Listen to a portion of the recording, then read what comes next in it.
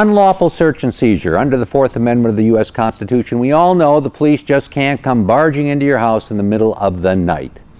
But the way in which the police can act and cannot act is really worked out on a case-by-case basis, and that takes us to this week's case.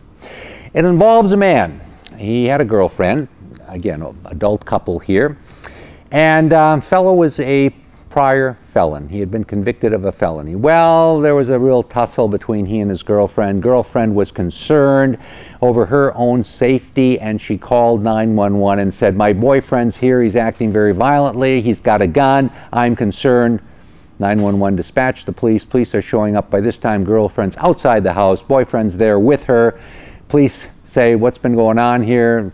She explains to them. There's a discussion. Long story short, they arrest him.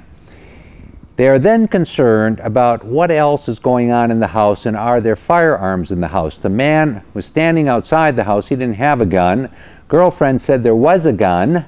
He was an ex-felon, shouldn't have a gun. So the police said, well, hang on a second. How about other people in the house? The man said, well, I have a 14-year-old brother and he has autism and he has some behavioral problems, but he's there and he's okay. Well, the police said, we're going to go and check. We're going to check. So they go into the house. They do a sweep of the house to make sure people within the house are okay, that there hasn't been any additional violence, that somebody isn't shot or something else hasn't happened. As they go into the house, they confront the 14-year-old, and the 14-year-old then points to a gun, The police say, ah, okay. Well, the police then arrest the man for the fact that he is a felon with an unauthorized firearm, not supposed to have a firearm. Case goes to trial. Matter of fact, it even goes up on appeal. The man argued, wait a second. I know I was a felon. I know I shouldn't have had a gun, but there's no proof that you guys had that I had a gun. Sure, you found a gun, but you did not have any right to go into the house. So really what the case boiled down to is, did the police have a right to go into the house or not? He argued, the defendant argued, that they didn't have a right to go into the house because he, the defendant, said, well, I've got a 14-year-old brother there who's autistic.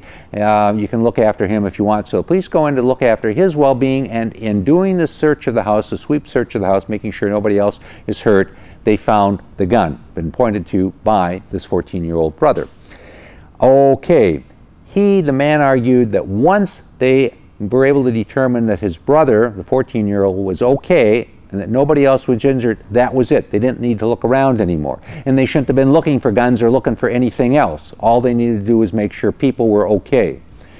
On the other side of it, the police, DA, argued that no, in this instance it was reasonable for the police to go into the house to determine how many people were there, what the condition was, and whether there were any other injuries or any other potential harm.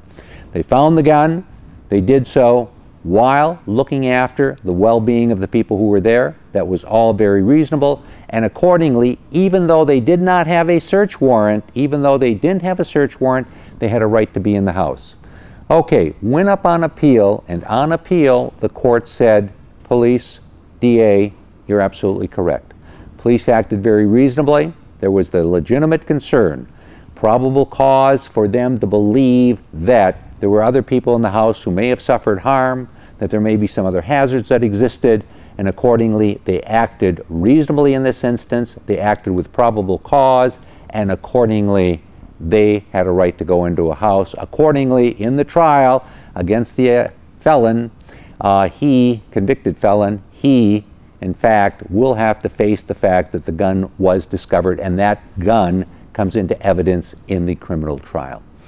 Okay, bringing you this case as we bring you many cases so you can understand how the law works. We often talk about the Constitution and the right to be secure in our homes, in our papers, in our private matters.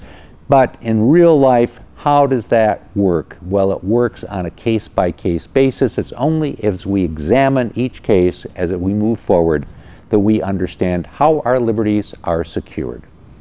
I'm David Allen.